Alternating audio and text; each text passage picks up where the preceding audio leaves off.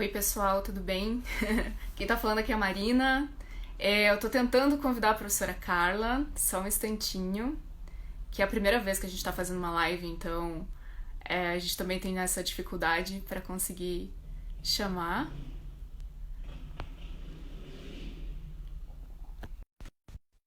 Aí, acho que eu consegui chamar a professora.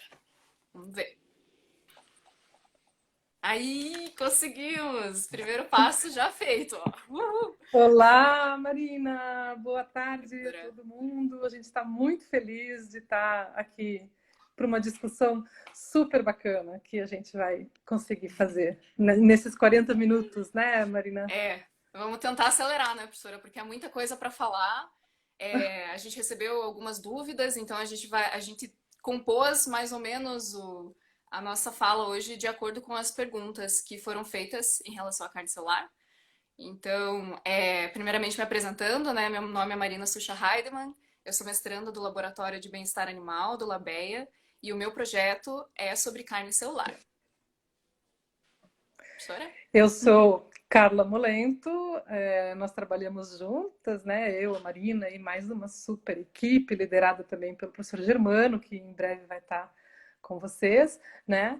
E a gente está muito feliz de poder abordar esse tema que para a gente é tão caro, né? Tão querido, né? E a razão disso é que nós, no Laboratório de Bem-Estar Animal da Universidade Federal do Paraná, nós temos já mais de 2 décadas trabalhando, tentando diagnosticar o bem-estar dos animais, ou seja, compreender quais são as prioridades em termos de possíveis amenizações do sofrimento dos animais nas mais diferentes atividades, né?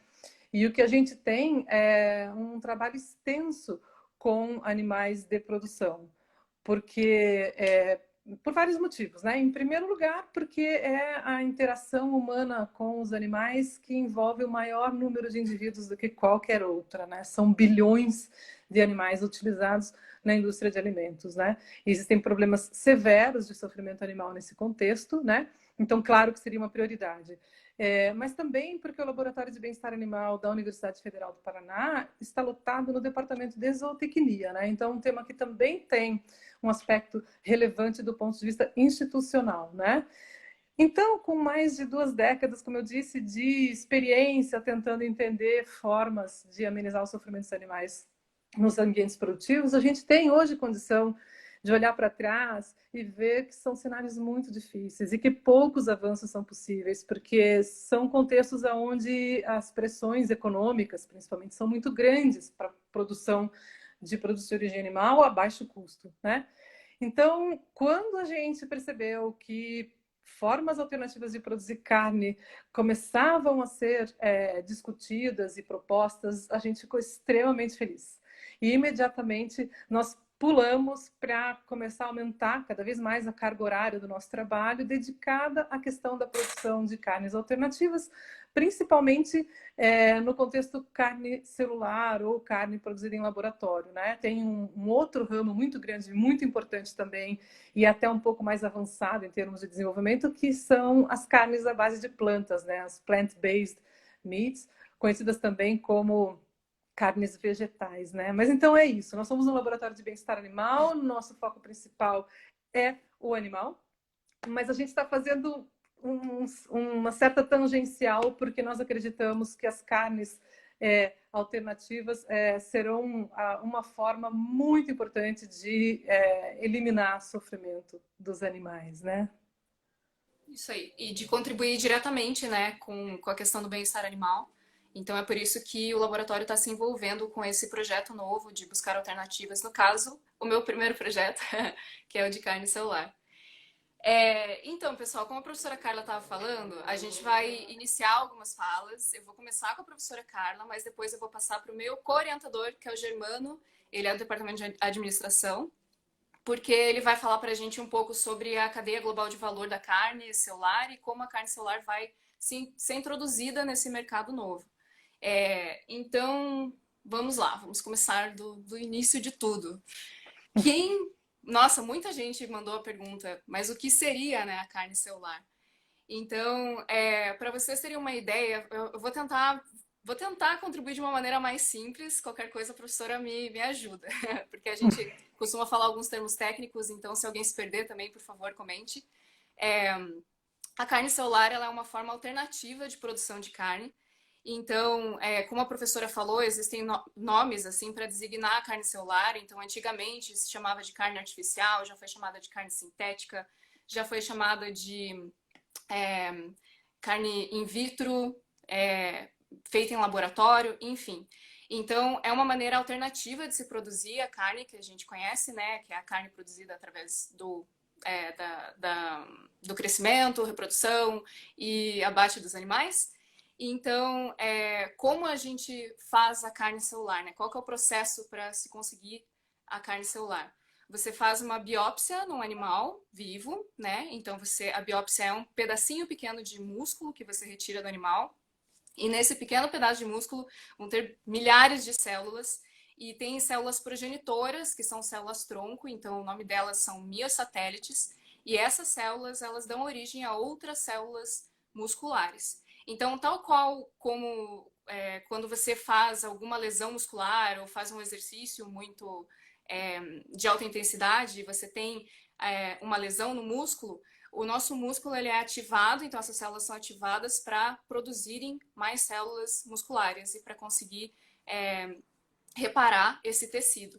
Então, assim que a gente consegue extrair uma célula miosatélite, a gente vai fazer a proliferação dessa célula em meio de cultura, então dentro do laboratório, e também vai fazer tem a fase de diferenciação celular, que daí é quando a célula ela fica daquela mesma de formato de fibras, né, que são as miofibrilas que a gente conhece.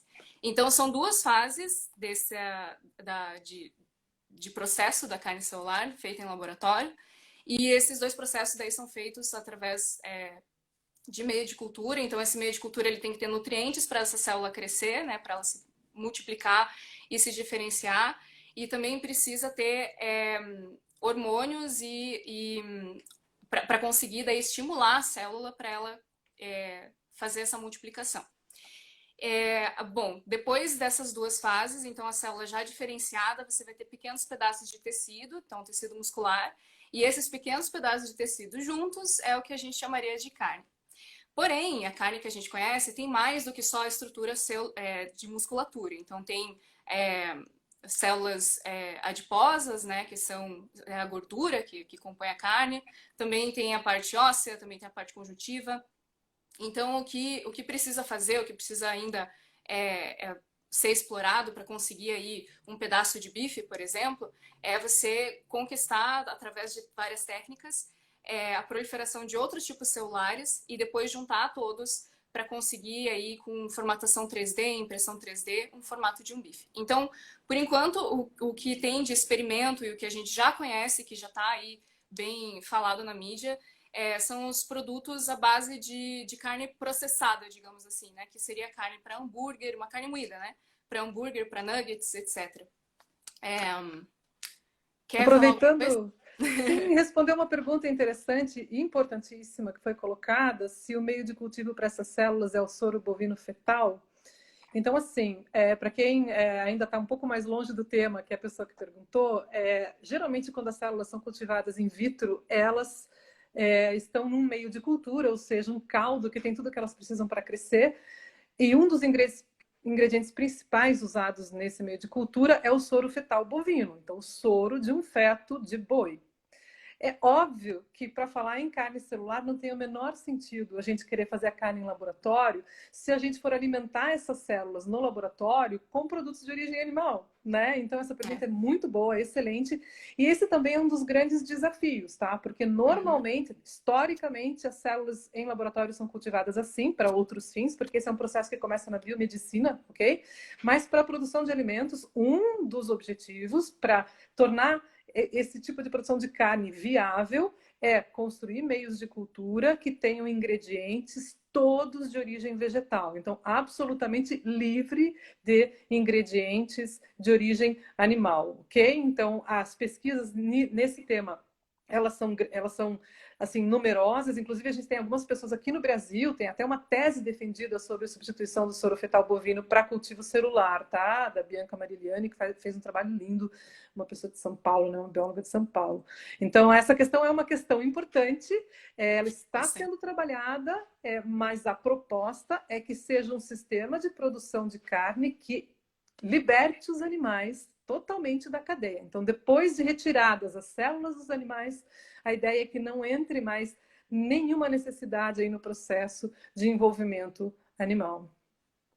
Tanto que o que se projeta é que tenham bancos de células que sejam tipo células starter, como se fosse um fermento biológico que a gente compra para fazer pão, e que futuramente essas células a gente também consiga cultivar na nossa própria casa, enfim. Então essas células starters também têm algumas técnicas visando a imortalização celular. Então, para você realmente não precisar mais buscar o animal vivo para poder fazer a biópsia, enfim, todo esse processo que a gente explicou. E até aproveitando o gancho que a Marina coloca, né, da questão da fermentação, né, só para a gente ficar um pouco mais próximo do tema e não se sentir falando de algo futurístico, né, vale lembrar que a gente já tem vários alimentos que são frutos desse tipo de processo, ok? De fermentação em ambientes totalmente construídos pelo ser humano, né? Um dos primeiros deles são o queijo, o iogurte. O iogurte é um exemplo perfeito, porque o iogurte tem um starter, né? Conjunto de células ali que vão iniciar o processo. Então, não é algo tão assim estranho como parece em princípio, porque utiliza-se de princípios milenares na produção de alimentos, tá? A cerveja também. A cerveja é um bom exemplo. Então, se a gente quiser imaginar, puxa, mas como seria uma fazenda de produção de carne celular? Isso parece uma coisa assim tão exótica, mas não é. Vai ser muito parecido com uma grande cervejaria, grandes tonéis de fermentação, aonde a carne, então, as células, né, musculares vão se multiplicando, se diferenciando e se multiplicando e produzindo, claro, a quantidade vai ser proporcional ao tamanho desses reatores. A gente quer produzir quilos, toneladas até de carne, né? Então, isso é um processo que está em estudo, mas a gente vai chegar lá. Nós chegamos na Lua, né? Então, a gente vai chegar lá. Exato. E não só os processos milenares de alimento, né, professora, mas como a professora falou, são os princípios que são utilizados na engenharia de tecidos, que a gente já conhece, para conseguir aí esses tecidos que fazem teste agora para cosméticos, ou então tecidos para utilizar para queimaduras, enfim. Então, são combinando essas duas técnicas para conseguir fazer a carne celular. Puxa, que legal, a gente tem um público bem afinado. Alguém já conhece o trabalho da Universidade de Maastricht? Sim, esse é um dos grandes proponentes, o professor Mark Post, tá? Só que é uma realidade ainda muito experimental, tá? É nesse sentido que a gente ainda está buscando o escalonamento para a produção de quilos de carne e também a libertação dos ingredientes de origem animal nos meios de cultura, tá? Mas sim, já foi feito, até um hambúrguer foi lançado, né, na mídia internacional, feito completamente de carne celular, mas um hambúrguer que era caríssimo, aliás, o preço já... Bom, a gente vai ter mais sobre isso com o Germano, sobre questão de mercado, né? Mas então, o hambúrguer era caríssimo, o hambúrguer era produto de um meio de cultura com ingredientes de origem animal, tá? Então, a gente tem os gargalos sendo refinados, porque o que se quer é que essa carne esteja no mercado da esquina, tá? Com um preço competitivo e sem nenhum tipo de sofrimento animal envolvido, exceto aquela biópsia inicial. Exato. E como a professora já puxando o gancho, o bom é que está sendo assim, né? A gente está conseguindo uma puxar o gancho da outra. Que estavam falando da Universidade de Maastricht, né? Do pessoal do Mark Post, né? Então, o Mark Post é uma pessoa muito famosa porque ele foi quem marcou o histórico da carne celular, digamos assim, né? Então, já existiam outras pesquisas anteriormente feitas por meio da NASA para descobrir como fazer a carne de uma maneira que os astronautas pudessem levar para o espaço.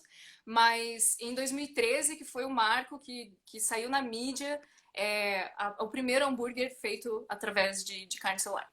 Então, desse processo da carne celular. Então, foi o pessoal, foi um pessoal liderado pelo Mark Post. E nesse tempo, em 2013, como era ainda uma escala mais experimental, digamos assim, eles fizeram tudo em placas de Petri. Então, cada pedacinho de músculo, cada tecido pequenininho que tinha para compor esse pequeno hambúrguer, foram milhares e milhares de placas de Petri num laboratório. Então, por isso que em 2013 essa carne realmente era muito cara. Então, o que se passou, né, através da mídia é que custou mais de 300 mil dólares para ser feita, naquela época, em 2013. Mas para vocês terem uma ideia de como isso já melhorou muito, no fim do ano passado, em 2018, uma startup chamada Ale Farms conseguiu produzir pequenos pedaços de bife por 50 dólares. Então, já conseguimos diminuir muito a questão do valor. Então, hoje em dia tem muito mais procura, né? O que se tem são várias startups trabalhando com isso. Então, a gente tem aí um berço de startups, principalmente na região do Vale do Silício, né? Nos Estados Unidos. E também tem outros lugares espalhados, por exemplo, no Japão, na Ásia em si. Tem também na Europa alguns lugares. Então, ao longo do tempo, essa técnica vai sendo melhorada, porque tem muita gente investindo também. A gente vai conversar com o professor Germano depois, mas para vocês terem uma ideia, tem gente grande investindo nessa produção alternativa. Então, por exemplo, a Cargill, por exemplo, a Tyson Foods. Então, eles estão... A JBS. A JBS, né, brasileira, que abriu aí foi para os Estados Unidos, na verdade, na Universidade de Texas, para estudar sobre isso. Então, e também tem a lei da oferta, da oferta e demanda, né? Então, ao longo do tempo, isso vai diminuir também o valor. E o Marina, que se tem... Diga. Eu vou propor. Tem duas perguntas que eu gostaria de responder. Enquanto isso, dá uma olhadinha como é que está a situação do Germano, porque eu vi que ele está pedindo para ser adicionado. Pois é, mas é que não tem como adicionar mais uma pessoa. Eu tenho que tirar você para poder Mas adicionar. ele já está na live, então tá ok. Ok, não. Eu vou aproveitar o gancho de uma pergunta bem interessante que foi feita já faz tempo, mas era a respeito do Rebel Whopper, né? O hambúrguer da Burger King, né? Não, o Rebel Whopper não é carne celular, ele é Não. carne vegetal. Qual que é a diferença? A carne vegetal é um vegetariano 2.0, digamos assim. É feito com moléculas de plantas, não tem ali nenhuma célula animal, tá? É que os produtos, as carnes vegetais, elas estão ficando tão boas que realmente eu concordo. Em termos de sabor, elas estão cada vez mais próximas da carne, né? Qual é a diferença? E eu já aproveito para responder uma outra pergunta que também apareceu, né? A diferença é na composição real do produto, porque a carne vegetal é um produto vegetal que tenta simular o gosto, a textura da carne real. A carne celular é carne real, tá? São células musculares reais. Se você usar um starter de célula bovina, você vai ter carne bovina. Se você usar um starter de lagosta, você vai ter lagosta, tá? Real, músculo real dos animais, com a mesma composição de nutrientes, que alguém perguntou também, tá bom? Então, todos os nutrientes que tem na carne estarão ali, porque eles... a presença no meio de cultura dos ingredientes, dos nutrientes essenciais vai ter que existir, né? Então, a composição da carne celular, ela é a composição de carne, porque carne celular é carne. Carne vegetal é uma alternativa à carne, que também, gente, é um caminho muito interessante em vários sentidos, né? Claro, do ponto de vista dos animais, não importa se a gente vai comer carne celular ou carne vegetal, desde que a gente não coma a perna deles, né? A costela deles, tá bom? Marina, eu acho que meu tempo está acabando, né? Teu tempo tá acabando, professora, mas você pode falar. A gente vai entrar agora com vantagens e desvantagens. Então eu vou tentar falar resumidamente quais são as vantagens. Tá. Porque daí a professora entra e fala sobre a questão do bem-estar. Tá. Então, primeiro, existem desafios, existem muitos desafios ainda nessa técnica, tá? Então, essa tecnologia tem avançado muito, como eu disse para vocês, de 2013 para esse ano, tem muitas startups trabalhando com isso, tanto no desenvolvimento de meio de cultura, como do processo inteiro da carne celular, enfim. Então, ainda existem desafios em relação à técnica, porque precisa aí conseguir alternativas para os derivados animais, precisa conseguir uma escalonagem muito maior para que a gente consiga diminuir também o preço. E também tem outros desafios em relação a consumidores, porque muitas pessoas reconhecem essa carne como sendo artificial, então a gente precisa conseguir explicar isso que a professora Carla acabou de dizer, que é sim carne vinda de um animal, porém através de um processo todo feito no laboratório, mas que o gosto, a textura e tudo mais é isso que eles estão buscando, essas startups estão buscando que tenha as mesmas características sensoriais que a gente conhece da carne e a mesma composição, para que daí possa entrar no mercado de forma a bater com outros alimentos derivados carnes, enfim. E as vantagens, quais são os benefícios que a carne celular traz para a gente, né? Nesse estilo de produção alternativa, a gente consegue diminuir o que se tem, né, de estudos e tudo mais, é que a gente conseguiria diminuir muito o impacto ambiental que a produção animal já traz para o meio ambiente, né? Então, em relação à água, a gente conseguiria diminuir muito, mais de 90% de consumo de água através dessa produção. A questão de uso de terra, né? Porque a gente precisa ou de pastagem, ou então precisa conseguir criar uma granja, enfim. Então, tudo isso a gente consegue uma produção mais eficiente, porque você usa menos espaço para você conseguir produzir aí nos tonéis, nesses bioreatores grandes, vários quilos e toneladas de carne. Então, o impacto ambiental é a questão da saúde, né? Que a gente tem, aí até a professora pode falar, puxar o gancho do Covid, né, professora, se quiser. Na verdade, existe uma necessidade e uma infraestrutura muito grande para fazer inspeção de produtos de origem animal, para que a gente possa tentar controlar o risco de doenças, né? Mas, mesmo assim, aqui e ali, a coisa às vezes sai do controle, né? Então, a gente está vivendo uma pandemia que é resultante do consumo de um animal, né? Não tem exatamente aí o caminho ainda bem esclarecido, mas, sem dúvida nenhuma, o consumo de carne animal está envolvido, né? Mas ainda nesse caso da Covid, provavelmente não foi consumo de carne de animais domésticos oriundos da produção animal, como a gente conhece. Mas essa produção animal intensiva já gerou, né, pandemias, né? A gente já teve, por exemplo, até que foram denominadas como gripe aviária, como gripe suína, né? Que são mutações dos vírus que acontecem como resultado das condições específicas que os sistemas intensivos de produção dessas espécies aí de animais que são utilizados em ambientes internos, com altíssima densidade de lotação, a qualidade do ar fica ruim, o animal tem uma imunidade muito baixa, porque o grau de bem-estar é muito baixo, né? Então, várias questões aí acabam fazendo um ambiente que é quase que uma panela de pressão, né? E isso é bem reconhecido. Então, do ponto de vista de doenças que podem ser oriundas, doenças emergentes que podem ser oriundas da produção animal intensiva ou do consumo de animais, né, em ambientes também de baixa qualidade, digamos assim, não existe, né? E mesmo as doenças clássicas, que de vez em quando ressurgem, como, por exemplo, a tuberculose, né? Então, é impossível, é inviável, é intrínseco à produção da carne celular, o bloqueio, nenhum desses patógenos estará presente no ambiente laboratorial, tá? Então, será, do ponto de vista de doenças infecciosas zoonóticas, muito mais seguro o consumo da carne celular. Né? Bom, acho que meu tempo vai acabar, mas uma coisa que eu não queria... Já acabou, professora, mas calma. Calma, Tá, calma. eu só vou dar um último recado, né? Que eu gostaria muito de deixar. A ideia de que a gente está vivendo a transição para uma nova forma de produção de alimentos de origem animal, tá? Uma nova zootecnia, ok?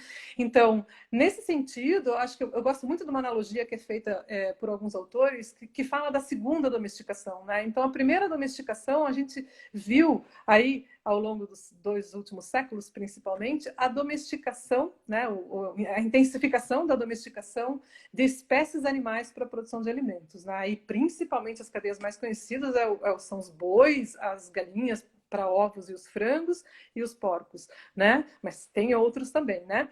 E essa foi a primeira domesticação. Hoje a gente está vivendo o início da segunda domesticação, que é a domesticação das células. Ok? Com a domesticação das células, a gente tem uma nova zootecnia que vai ser parecida com a anterior, no sentido de que a gente vai precisar entender quais são as melhores células, então vai ter necessidade de pesquisas genéticas, a gente vai ter que entender quais são as melhores formas de nutrir essas células, então vai ter que ter a nutrição, né, celular. Então, é uma área que vai se organizar de forma muito parecida com a zootecnia tradicional, só que ela tem essas qualidades, né, marcantes de não ferir a ética animal e também de ter uma pegada ambiental muito menor. Então, apostando nisso, a UFPR tem assim orgulho de anunciar que a gente tem a primeira disciplina de zootecnia celular do Brasil, com certeza, talvez até da América do Sul, que vai começar a ser ofertada a partir do semestre que vem. A gente tem a intenção de implantação de um laboratório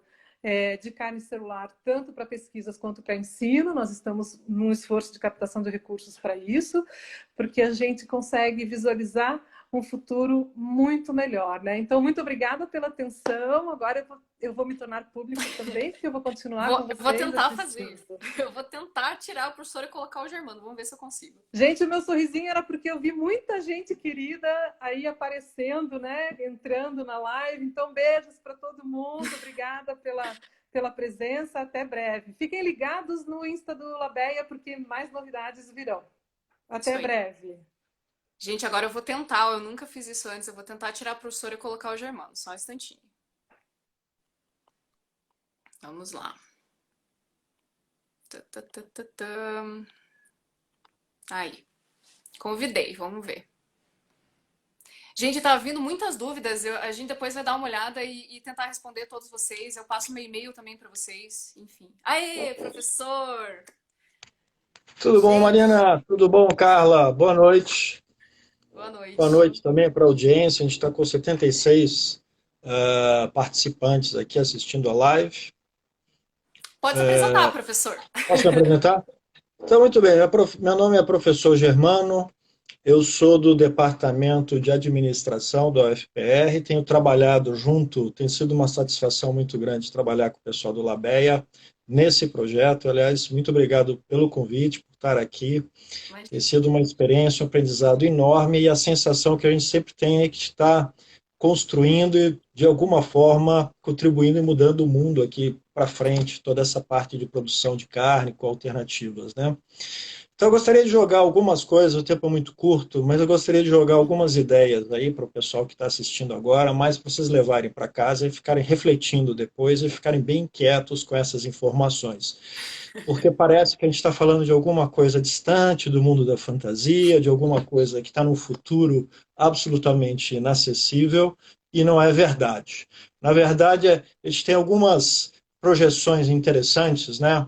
Há alguns relatórios, alguns estudos que mostram que lá para daqui a 10 anos há uma previsão nos Estados Unidos da carne a partir de abate de animais passar por um forte processo de substituição e ter mais ou menos assim uma substituição dos 70%, mas não só carne celular, outras formas também, como fermentação usada para a produção de proteínas, e também a carne com base em plantas.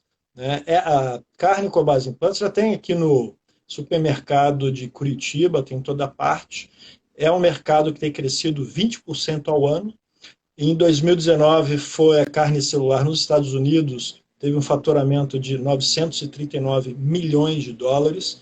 Então, todos os estudos recentes têm mostrado que há muito espaço, então há uma demanda, um potencial muito grande para chegar no mercado novas fontes de proteína, que há essa demanda. E um deles é a carne celular, mas entre você fazer a biópsia, que a Marina estava comentando, e até chegar na mesa do consumidor, tem várias etapas extremamente complicadas. Né? Como é que vai ser a aceitação? Como é que é visto o produto?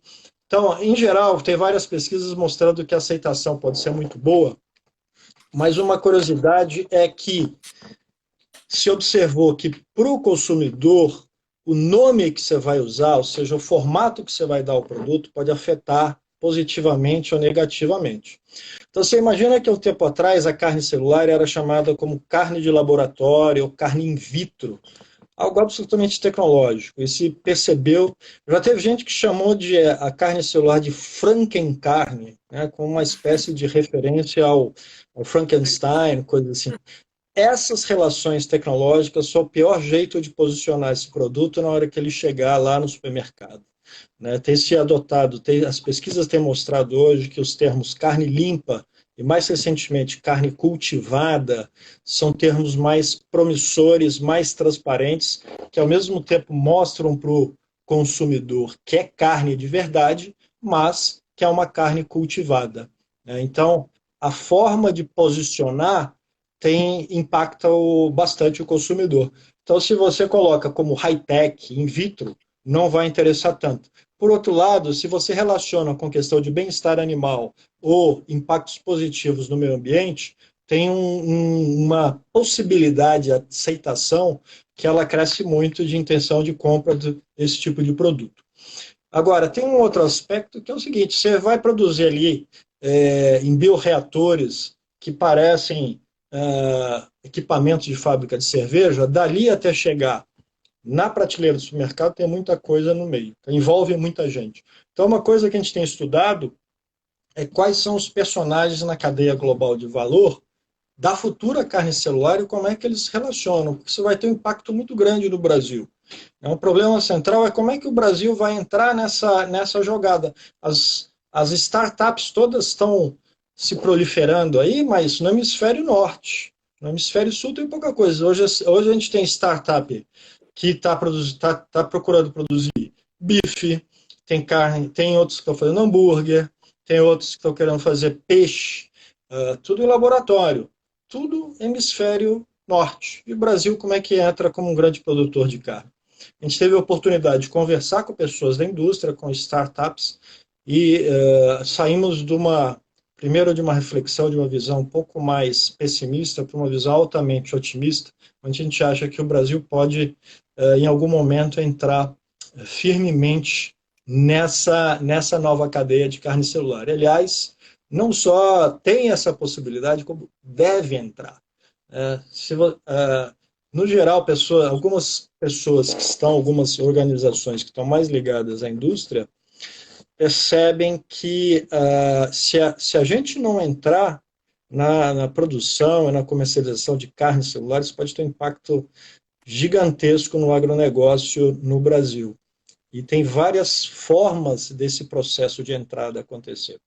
Uma delas é entrarmos mais a fundo em toda a pesquisa que está acontecendo nas startups que estão desenvolvendo novas formas de todas esses formatos de carne celular, que dá para dividir em dois grandes grupos.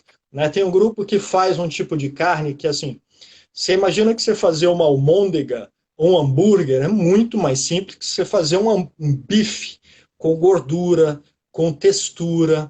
Você pega a almôndega e o hambúrguer, você mistura outras coisas ali, é uma carne, né, tipo uma carne moída ali, é muito mais simples você fazer. Agora, você imagina chegar com um bife pronto, feito em laboratório. Tem as duas tecnologias sendo desenvolvidas. Tem um pessoal lá em Israel que está desenvolvendo 3D, já imprime, o que a Mariana estava comentando, a Aleph Farms, já imprime direitinho um bifezinho, assim. Então tem essas duas formas, essas duas grandes formas de posicionamento dos produtos.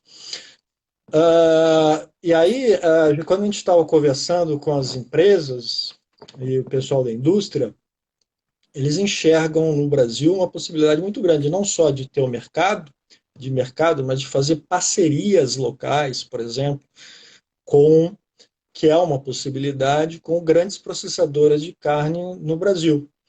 Você imagina que a gente tem essa tradição, a gente tem esse know-how, a gente tem várias empresas aqui que já são grandes processadoras, como a BRF, a JBS, etc. Eles perfeitamente podem entrar, desenvolver uma aliança estratégica com alguma empresa que produz carne celular, que vem de fora, e introduzir esse tipo de produto na linha de produtos deles a qualquer momento, na medida que haja tecnologia disponível, né? Para você usar o exemplo de novo da carne com base em plantas, a plant-based meat, a gente já tem algumas dessas processadoras que entraram no mercado de plant-based meat. Então, O que eu vejo assim como possibilidade no futuro é se aproveitar já o know-how de produção, toda a estrutura e as capacidades já estabelecidas para ser aproveitado aqui internamente por meio de parcerias estratégicas com essas startups internacionais. Só deixa eu fazer um gancho, professor. Aproveitando Claro. que você comentou desse assunto de aproveitar o know-how e tudo mais, nisso tem muita gente comentando, perguntando qual seria o papel de quem está trabalhando na inspeção para médicos veterinários ou tecnistas. A professora Carla até deu uma respondida ali, mas é importante Uhum. que esses profissionais eles percebam que a gente também tem capacidade, a gente também tá hábil para transformar essa cadeia junto, entrar e trabalhar junto para conseguir não desvencilhar totalmente do que a gente já conhece da medicina veterinária, que tem a área de produção animal, ou do zootecnista. Como a professora falou, essa segunda domesticação vem para que a gente também possa ser inserido, e não só nas questões técnicas da função do médico veterinário ou do zootecnista, mas também outras habilidades que a gente pode ter, né? Então, a questão da cadeia toda, as inovações que a gente pode buscar, a tecnologia de produção de produtos de origem animal, a questão do networking,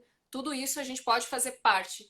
Então, a gente vem aqui para incentivar as pessoas a não ter tanta resistência em relação a esse novo produto, porque ele está entrando no mercado, né? E muito mais próximo do que parece, porque hoje mesmo eu entrei no LinkedIn e eu vi uma mensagem que a Shock Meats, que é uma startup que trabalha com frutos do mar, ela ano que vem já está pensando em entrar, já está conseguindo uma entrada para o mercado asiático para restaurantes premium. Então, eles estão começando a fazer dumplings com carne, com frutos do mar de origem celular. Então, está muito mais próximo do que a gente imagina, e é por isso que o Brasil tem que se espertar para a gente conseguir entrar e depois não ficar para trás nessa corrida e ter que, quem sabe, aí até importar, né, a tecnologia de outro lugar, porque a gente não está desenvolvendo. Então, a gente precisa começar a desenvolver estudos. Então, a Universidade Federal do Paraná aí tem sido pioneira na questão de ter já uma disciplina, como a professora falou, de zootecnia celular. Então, a gente precisa movimentar mais estudos e conseguir que a gente também tenha essa tecnologia aqui dentro do país. Pode continuar, professora. Eu concordo com você, e por isso que eu acho que essa iniciativa de ter um curso de zootecnia celular é tão relevante aqui no Brasil, é um curso pioneiro, e a minha expectativa é que haja outras iniciativas dessas, porque primeiro a gente precisa estar absorvendo e desenvolvendo tecnologia localmente. E lembrando também que para o negócio acontecer, você tem outros componentes que precisam ser trabalhados. Por exemplo, eu acho que o curso de administração ele tem um papel interessante de ajudar a desenvolver modelos de negócios inovadores e desenvolver empreendedores para trabalharem nessa nova indústria que está nascendo, né? Porque, evidentemente, não necessariamente a comercialização de carne celular precisa ser idêntica aos modelos tradicionais que a gente conhece.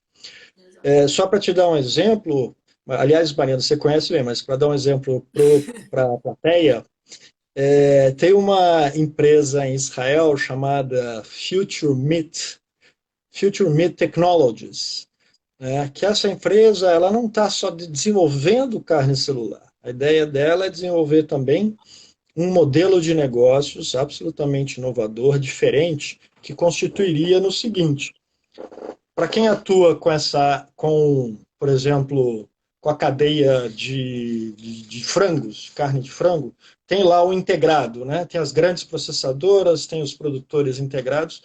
Imagina que essa empresa de Israel seja capaz de botar na mão de pequenos produtores um pequeno equipamento reduzido, bioreatores adaptados, simplesmente para terminar de produzir a carne celular, e recebe uma carne já pré-maturada para terminar de produzir isso. E aí você pode ter tipo franquias espalhadas em cada bairro, ter um pequeno produtor de carne celular. E eventualmente adaptado às condições locais, etc. Essa é uma característica interessante da carne celular, que é o fato de que você tem muito mais facilidade de adaptar localmente. Por exemplo, uma empresa de Israel pode desenvolver carnes que se adaptem às necessidades do estilo brasileiro, que as pessoas querem consumir no Brasil, e para a China de outro jeito completamente diferente. Pode fazer essa adaptação, mas ao mesmo tempo pode garantir alto grau de padronização, porque você tem a receitinha ali feita, você consegue estabelecer exatamente como é que vai ser a qualidade e o padrão do produto na hora que ele termina de ser produzido. Agora, voltando àquela questão do empreendedorismo, né? Então você pensa na Future Meat Technologies, a ideia é que no futuro a produção, o consumo de carne pode estar baseado, você tem uma maquininha de tipo Nespresso em casa, recebe algumas cápsulas e termina de produzir a sua carne em casa. Existe esse tipo de discussão também. Então, além de ser um produto totalmente diferente, há a possibilidade de ter modelos de negócios, formatos completamente diferentes do que a gente está acostumado. E, bom, aqui a gente já passou o tempo. Não sei, professor, você quer fazer alguma colocação final? Era isso. Era Só isso. reforçando a ideia de que eu acho que o Brasil tem bastante possibilidade de atuar nesse mercado ainda, precisa desenvolver mais o aspecto tecnológico, mas nós também já temos capacidades que podem ser bem aproveitadas nesse processo de fazer a carne celular acontecer aqui no Brasil. Só isso. Muito obrigado, Marina. Imagina. Bom, gente, para finalizar, eu queria agradecer a participação de todos vocês. Infelizmente, a gente não vai conseguir aqui esclarecer todas as dúvidas, mas daí, se vocês puderem mandar para nós, eu coloco daí no próprio Instagram do Labeia os nossos e-mails, se vocês tiverem alguma pergunta designada para algum dos professores ou para mim. O meu projeto, só para vocês entenderem aqui, para finalizar um pouco, o meu projeto sobre carne celular ele foi essencialmente teórico. Então, o meu primeiro capítulo eu desenvolvi um questionário para médicos veterinários e zootecnistas para entender até onde eles conheciam a carne celular e se eles teriam algum tipo de resistência. Então, o que eu concluí com esse primeiro capítulo, através dos questionários, é que o conhecimento ainda é muito básico em relação à carne celular, então as pessoas não entendem ainda quais são os benefícios, os desafios, não entendem mais a carne celular a fundo, e então isso tudo precisa ser esclarecido à população, né? Então, através de informação, através de estudo, ensino, e também a questão dessa ligação com a artificialidade, que a gente aqui tentou explicar para vocês para tentar debater, né, esse sentido de artificialidade que tem na carne, porque ela é produzida em meio laboratorial, mas como a gente viu, é através de uma célula animal, e os meios de cultura e eles estão sendo desenvolvidos para melhorar e não ter mais nenhum produto de origem animal no cultivo. E o meu segundo capítulo, ele foi em relação à ética, né, e ao bem-estar por detrás do que seria a introdução da carne celular na cadeia de carne, né? Então, o que a gente usou aí como base um relatório de pesquisa chamado A.T. Kearney, e que diz que em 2040 a gente vai ter 35% da produção total de carne vindo da carne celular e 25% da plant-based, que a gente estava falando, que é essa carne vegetal 2.0 com uma tecnologia avançada aí. Então, através desses dois números, 35% e 25%, eu e a professora Carla, professor Germano e mais um professor convidado, que foi aí um professor visitante vindo da Austrália, o professor Clive Phillips, a gente fez um artigo discutindo sobre quais seriam as consequências para o bem-estar animal e para as relações humano-animal em relação a esse desacoplamento que a gente teria de depender do animal, né, do abate do animal para ter a carne. Porque o que acontece é que a gente tem muita dissonância cognitiva. A gente entende que... E também tem o paradoxo da carne, né? Que a gente não quer de maneira nenhuma maltratar os animais, mas ao mesmo tempo a gente continua consumindo carne, a gente sabe que ela vem aí do abate dos animais, né? A carne convencional. E nesse sentido, a gente vem a discutir quais seriam as consequências do bem-estar animal e também a relação humano-animal. Então, se vocês quiserem conhecer mais também no meu projeto, eu convido todo mundo aí a me adicionar no Instagram, enfim, mandar e-mail. Eu tenho meu e-mail já no meu Instagram e eu posso mandar o meu e-mail aqui também. Eu vou fazer isso como eu falei do Instagram. E para quem perguntou ali por que o nome do professor Germana, porque ele está utilizando o Instagram da filha dele. E, enfim, muito obrigada pela participação de todos. Como a professora Carla falou, aí o nosso laboratório ele vem para tentar trazer outras lives também sobre outros assuntos com vocês e eu espero que a gente tenha esclarecido bastante coisa para vocês. Então, muito obrigada pela participação de todos e continue contribuindo também, porque para a gente é muito legal discutir com diversas áreas. Como vocês viram, o nosso trabalho, o nosso projeto é multidisciplinar, tem pessoal da administração trabalhando, tem pessoal da psicologia trabalhando, tem muita gente envolvida e engajada em outras áreas. Então, pra gente tem sido muito legal trabalhar com carne celular e a gente quer saber a opinião de vocês. Então, por favor, tragam pra gente, tá bom? Muito obrigada, gente, pela participação de todos. Um beijo. Tchau.